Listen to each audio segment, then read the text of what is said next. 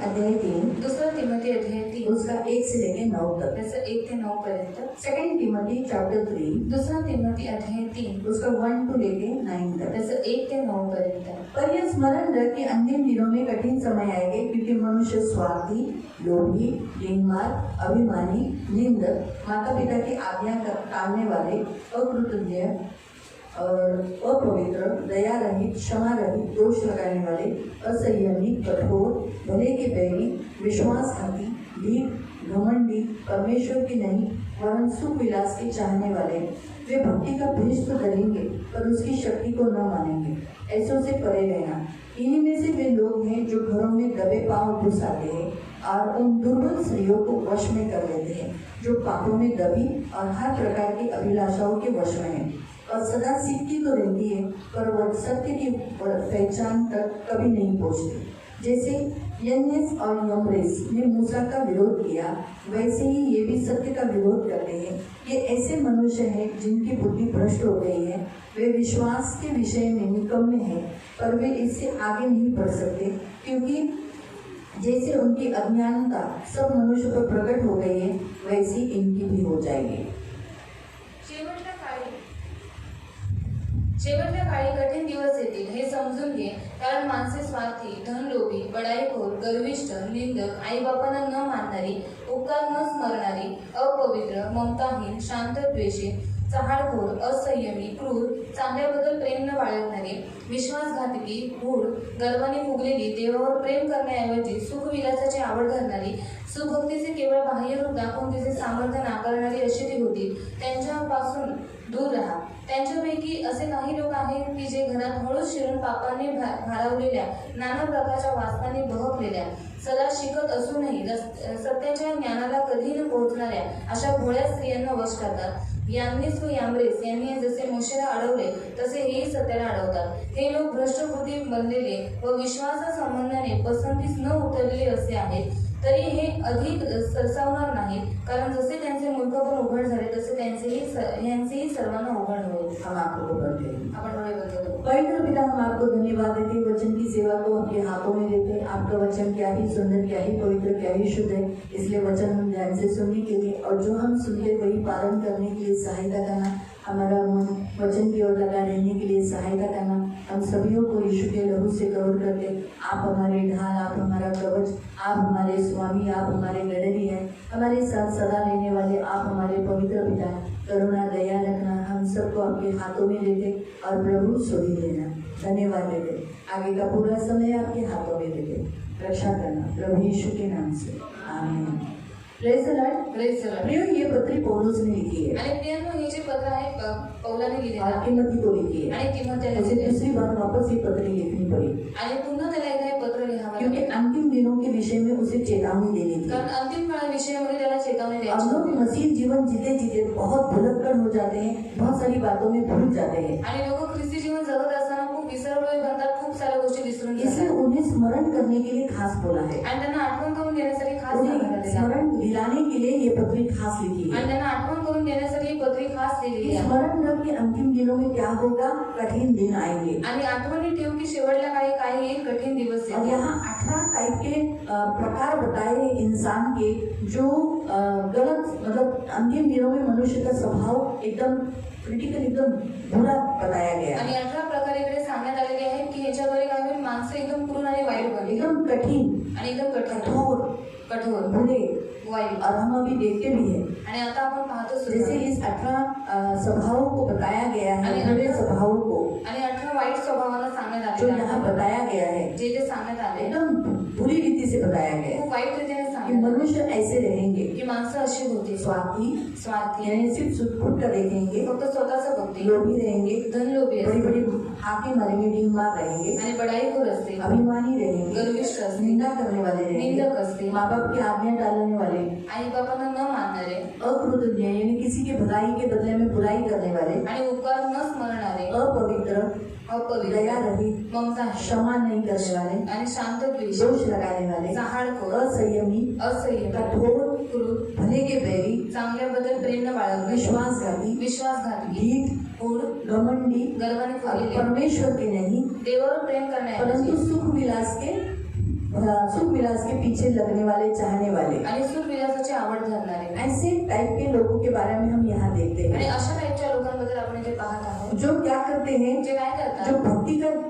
भक्ति का भेष तो लेते हैं, आणि भक्तीचं भेष धारण वो करतात लोग भक्ति दिखाते हैं आणि भक्ती कि दाखवतात हम परमेश्वर को मानते हैं, की आम्ही देवाला मानतो, लेकिन वो सत्य को नहीं जानते. पण ते लोक सत्याला ओळखत नाही. यहाँ क्या लिखा है, भक्ति का भेष तो धरेंगे लेकिन उसकी शक्ति को नहीं मानेंगे. आणि सुख भक्तीचं केवळ बाह्य रूप धारण करतील, पण ते भक्तीला मानणार गीत नाही. गाएंगे, गीत गाणार, आराधना करेंगे, उपासना करेंगे, संडे चर्च आएंगे, रविवारी चर्चमध्ये लेकिन उस यीशु की शक्ति पर भरोसा नहीं करेंगे. पण येशूच्या शक्तीवरती भरोसा ठेवणार नाही.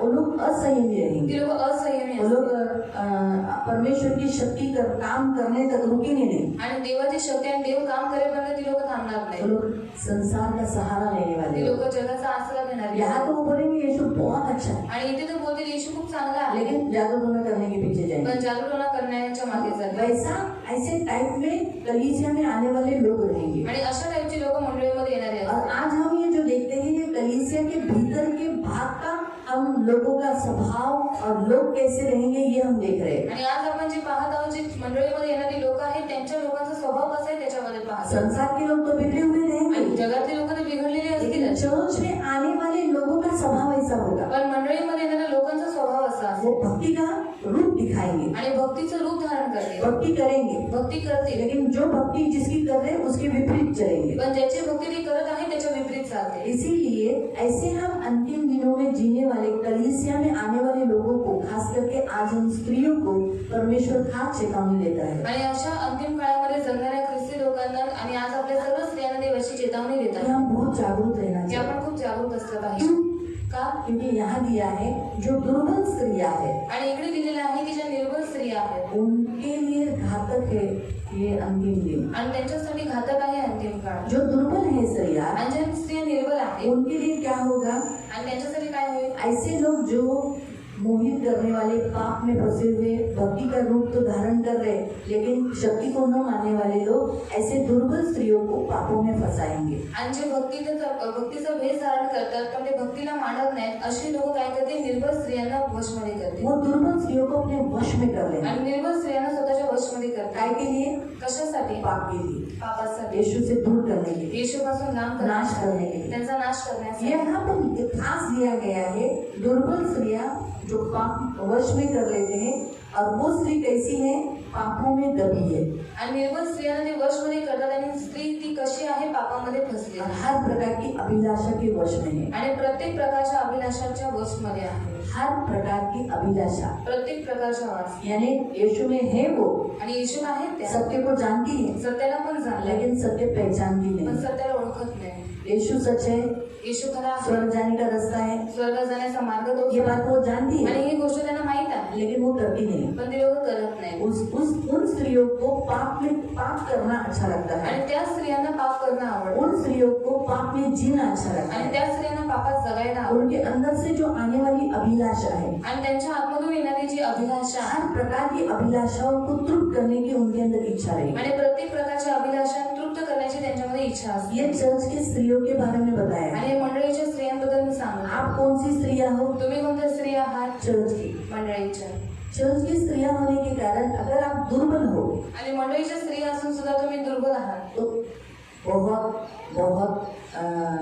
मतलब एकदम परमेश्वर आपको चेतावनी देता है, बी केयरफुल. आणि देव तुम्हाला खूप चेतावणी देतो, खूप काळजीपूर्वक राहा. बाइबल के अनुसार अगर हम देखेंगे, आणि बायबलनुसार जर आपण पाहिलं हम नए करार की स्त्रियां हैं आणि आपण नवीन कराराच्या स्त्रिया आहोत और परमेश्वर ने हमें आणि देवाने आपल्याला उसके स्वरूप में रचा है. त्याच्या स्वरूपामध्ये रचलेला सिर्फ आहे. पुरुष उसके स्वरूप में नहीं रचा है, फक्त पुरुष त्याच्या स्वरूपात रचला नाही गेलाय, परंतु उसके स्वरूप में कौन रचे गए हैं? पण त्याच्या स्वरूपामध्ये कोण रचले? स्त्रियां भी रची गई है. स्त्रिया सुद्धा. बाइबल हमें बताती है बायबल आपल्याला कि सांगते हम परमेश्वर के स्वरूप में रचे गए की हैं. आपण देवाच्या स्वरूपामध्ये रचले गेलेलो तो आहोत. हम दुर्बल नहीं होनी चाहिए. मग आपण निर्बल नाही असलं पाहिजे. दुर्बल स्त्रियां, निर्बल स्त्रिया. वो उसकी तुलना किसके साथ की है मालूम? बाइबल में आणि बायबलमध्ये त्याची तुलना कोणाबरोबर केलेली आहे माहिती उसकी तुलना इसके साथ की है, यन्नेस और यम्ब्रेस. आहे? यान्नेस आणि याम्ब्रेस. 8वें वचन में 8व्या वचनात इन दोनों के साथ उन दुर्बल स्त्रियों की तुलना की है आणि या दोघांबरोबर निर्बल स्त्रियांची तुलना केलेली आहे और कहा गया है कि ये उस दोनों के समान है। आणि सांगण्यात आले ही ते दोघांचा समान आहे कौन सी स्त्रियां? कोणत्या स्त्रिया जो दुर्बल स्त्रियां है, ज्या निर्बल स्त्रिया आहेत पापों में वो वश की जा सकती आणि है, पापामध्ये त्या वश केल्या जाऊ शकतात पाप में दबी हुई है पापात दबलेल्या और आहेत हर प्रकार की अभिलाषाओं में वश में है। आणि प्रत्येक प्रकारच्या अभिलाषांच्या वशमध्ये आहे ऐसी स्त्रियां अशा तुलना त्यांची तुलना किसके साथ की है? कोणाबरोबर केली यन्नेस और यम्ब्रेस। यान्नेस आणि और याम्ब्रेस आपको मालूम है यन्नेस और यम्ब्रेस कौन है? तुम्हाला माहिती आहे यान्नेस आणि याम्ब्रेस कोण आहे